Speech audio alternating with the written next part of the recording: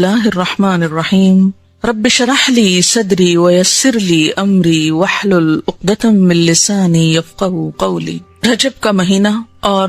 ہمارے معاشرے میں پائے جانے والی عبادات۔ رجب کے مہینے میں عموماً 3 کام کیے جاتے ہیں۔ ایک تو 27ویں کی رات کو جاگا جاتا ہے، پھر اگلے دن روزہ رکھا جاتا ہے، رات کو جاگ کر عبادت کی جاتی ہے، اور اس کی وجہ یہ بتائی جاتی ہے کہ اس رات حضور اکرم صلی اللہ علیہ وسلم معراج پر تشریف لے گئے، اور روزہ اسی مناسبت سے ایک فضیلت کا کام سمجھ کر رکھا جاتا ہے۔ تیسری چیز جو اس مہینے میں عام ہے وہ کنڈے کرنا ہے، جن کو امام جعفر رحمت اللہ علیہ کے نام سے منسوب کیا جاتا ہے۔ آج ہم ان تینوں چیزوں کا جائزہ لیں گے کہ ان کی حقیقت کیا ہے اور اس بارے میں ہمارا طرز عمل کیا ہونا چاہیے۔ رات کی عبادت، دن کا روزہ شب معراج کی نسبت سے، اور 22 رجب کو کنڈے کرنا امام جعفر کی نسبت سے۔ ان چیزوں کا جائزہ لینے سے پہلے یہ بات ہم اپنے ذہن میں پھر سے دہرا لیں کہ دین دراصل وہ دین ہے جو اللہ سبحانہ وتعالی نے ہم کو دیا ہے،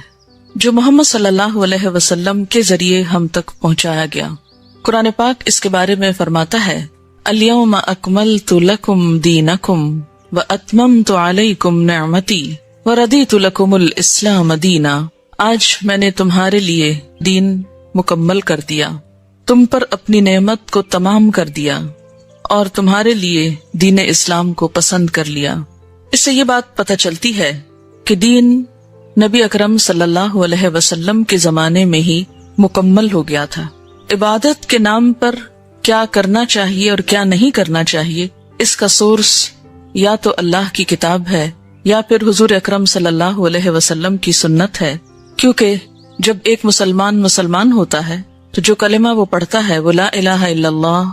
اور محمد الرسول اللہ ہے۔ دین کے نام پر جو کام بھی ہم کریں گے اس کی اتھارٹی انہی 2 ہستیوں کی طرف سے ملنی چاہیے۔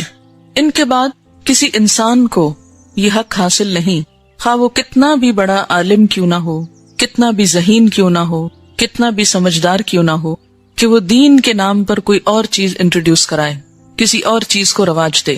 اگر یہ حق دے دیا جائے تو دین میں طرح طرح کی نئی باتیں شامل ہو جائیں جو اصل دین کی جگہ لے لیں گی، اور دین کے نام پر بہت سا انتشار، اختلاف اور باہم عداوت جنم لے گی۔ یہ 3 عبادات، رات کا جاگنا، دن کا روزہ، اور اس کے بعد 22 رجب کو امام جعفر صادق کے نام پر کچھ پکانا اور دینا، یہ تمام چیزیں حضور صلی اللہ علیہ وسلم کے دور میں موجود نہیں تھی۔ 27 رجب کی رات، جسے عموماً شب معراج کہا جاتا ہے، اس میں آپ صلی اللہ علیہ وسلم کو اگر معراج نصیب ہوئی، اگر کا لفظ میں اس لیے بول رہی ہوں کہ اس تاریخ میں بھی اختلاف ہے، سال میں بھی اختلاف ہے،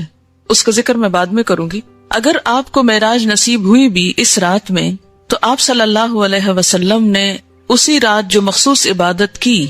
اس کے بعد کبھی بھی ہر سال 27 رجب کو کوئی خاص عبادت نہیں کی، نہ ہی صحابہ کرام نے کبھی 27 رجب کی رات کو کوئی شب بیداری کی یا اس کی کوئی فضیلت بتائی۔ اسی طرح جہاں تک روزے کا تعلق ہے تو روزہ بھی سنت سے ثابت نہیں ہے، عزت افزائی کی جاتی۔ تو اس سے کیا پتہ چلتا ہے کہ اس رات میں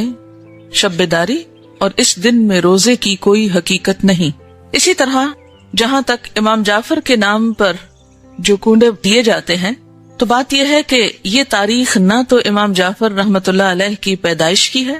اور نہ ہی آپ کی وفات کی ہے، لہٰذا ان کی طرف اس کی نسبت کا کوئی ثبوت ہی نہیں ملتا یا جواز ہی نہیں ملتا۔ امام جعفر رحمت اللہ علیہ کی ولادت ایک روایت کے مطابق 8 رمضان 80 ہجری میں ہوئی، یا 83 ہجری کی روایت بھی موجود ہے، 83 یا 80، اور وفات شوال کے مہینے میں 148 ہجری میں ہوئی۔ اس لیے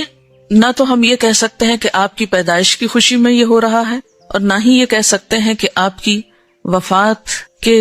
ضمن میں یہ کوئی کام ہو رہا ہے، اگرچہ اصلاً ہی کسی کی پیدائش یا کسی کی وفات پر کچھ کھانا پکانا یا مخصوص کھانے پکانا اسلام کی روح کے مطابق ہی نہیں۔ اسلام میں صدقہ خیرات کا جو تصور ہے وہ یہ کہ انسان جب اپنے پاس کچھ مال پائے یا کسی ضرورت مند کو دیکھے تو وہ صدقہ خیرات کرے۔ اسی طرح اسلام نے صدقہ خیرات کی کچھ مخصوص شکلیں نہیں بتائیں کہ وہ حلوہ ہو یا کھیر ہو یا پوریاں ہوں یا چاول ہوں یا دیگ ہو یا بریانی ہو یا کوفتے ہوں، نہیں، اس لیے کہ اسلام ایسی کسی تکلیف میں انسان کو نہیں ڈالتا جو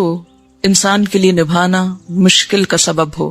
یا مشکل پیدا کرے۔ ہم دیکھتے ہیں کہ اسلام ایک یونیورسل ریلیجن ہے، وہ کسی خاص کلچر کی پیداوار نہیں یا کسی خاص کلچر کے لیے نہیں، کسی خاص ملک یا علاقے کے لیے نہیں، ہر زمانے، ہر دور اور ہر علاقے کے لوگوں کے لیے ہے، اور اس میں ایسے احکامات ہیں کہ جو ہر علاقے کے لوگ سہولت کے ساتھ کر سکیں۔ کئی معاشرے ایسے ہیں کہ جہاں کھیر پکائی ہی نہیں جاتی یا پوریاں بنانے کا طریقہ ہی نہیں آتا، یا کئی لوگ پوریاں بنانا جانتے ہی نہیں، تو کیا ایسے لوگ پھر اس عبادت سے محروم رہیں گے کہ جو ایک مخصوص کھانا نہ پکا سکتے ہوں؟ اس لیے جتنی بھی من گھڑت چیزیں دین میں داخل کی گئیں، ان سب کے پیچھے اسی قسم کی باتیں آپ کو ملیں گی۔ کنڈوں کی رسم کے بارے میں ایک روایت کے مطابق اس کی ابتدا 1906 میں امیر مینائی کے خاندان سے ہوئی اور امام جعفر کے نام پر شروع ہوئی، اور یہ امیر مینائی کا خاندان جیسے کہ آپ جانتے ہیں کہ لکھنؤ سے یا ہندوستان سے تعلق رکھتا ہے، تو اس رسم کی تو ابتدا بھی عرب سے نہیں ہوئی، یا جہاں اسلام کا اوریجن ہے وہاں سے نہیں آئی، تو اس کو اسلام یا دین کا حصہ یا نیکی یا عبادت آپ کیسے قرار دے سکتے ہیں؟ اگر آپ کو کسی کو بھی روح کو ثواب پہنچانا ہے، ان کے لیے صدقہ خیرات کرنا ہے، تو کوئی دن مقرر کرنے کی ضرورت نہیں، جب آپ کا دل چاہے اور جہاں آپ کا دل چاہے، جہاں آپ ضرورت سمجھیں وہاں آپ کر لیں، اور صرف چند مخصوص اشخاص کے لیے ہی نہیں، اس سے زیادہ کے لیے بھی آپ کر سکتے ہیں۔ پھر اسی طرح شب معراج، جس کا تعلق حضور صلی اللہ علیہ وسلم کے آسمان پہ جانے سے ہے، اس کی حقیقت کے بارے میں اور اس کی کچھ تفصیلات کے بارے میں آپ سے بات کروں گی۔ اگر کوئی شخص اس دن کو بہت اہمیت دینا ہی چاہتا ہے تو وہ بھی اپنے عمل پر غور کرے۔ ہم دیکھتے ہیں کہ اس تاریخ کے بارے میں بے شمار اختلافات ہیں، یعنی تاریخ یا مہینہ یا سال کے بارے میں یا اس کے اجزاء کے بارے میں تقریباً 36 اقوال ہیں۔ بعض کے خیال میں یہ ربیع الاول میں ہوئی، بعض نے رمضان کا مہینہ قرار دیا، بعض نے ہجرت سے 1 سال پہلے، بعض نے 1 سال 6 ماہ کہا، بعض نے 1 سال 5 ماہ کہا، کسی نے 1 سال 2 ماہ کہا، کسی نے 3 ماہ کہا، کسی نے 1 سال 4 ماہ کہا، یعنی بے شمار اقوال ہیں اس کے بارے میں۔ ایسا کیوں ہے کہ ایک اتنا بڑا واقعہ ہوا اور اس کی تاریخ بھی صحیح معلوم نہیں؟ تو اس کی بنیادی وجہ کیا ہے؟ اس کی بنیادی وجہ یہ ہے کہ اسلام کے دور اول میں لوگوں کو تاریخوں سے زیادہ دلچسپی نہیں تھی، وہ تاریخیں صرف یاد رکھتے تھے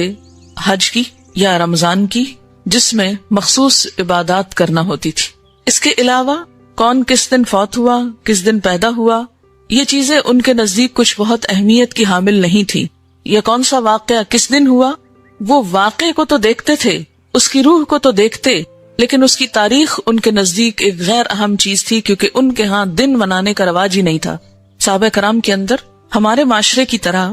دن منانا، اینیورسریز اور اسی طرح برسی اور ولادت کے دن، یہ تمام چیزیں اس کلچر کا حصہ نہیں تھی، یعنی اسلامی کلچر کا۔ بیسیکلی اسلام میں جو اہم دن ہیں جیسے عیدیں ہیں یا مہینے ہیں، رمضان اور